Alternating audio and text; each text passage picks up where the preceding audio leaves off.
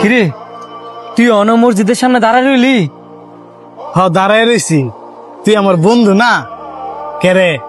আমি হিন্দু দিকা তখন মসজিদের সামনে দাঁড়ানো কি নিষেধ নাকি?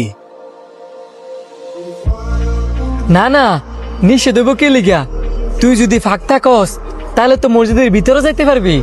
বন্ধু, আমি না একটা জিনিস লক্ষ্য করলাম, তখন মুসলমান ধর্মের মধ্যে আর আমাকে হিন্দু ধর্মের মধ্যে একটা পার্থক্য আছে। আর ওটা পার্থক্য তো থাকবোই, তগ ধর্ম আলাদা আমগো ধর্ম আলাদা। তুই বুঝস নাই আমি কোন পার্থক্যের কথা কইছি?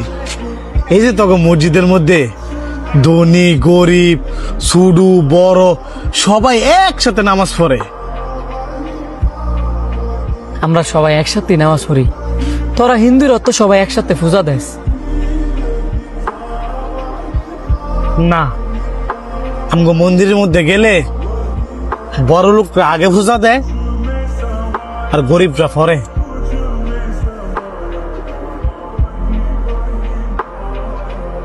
ওইসে লহে দিকে ঘুরতাম যাই, এক লগে চা খামনে।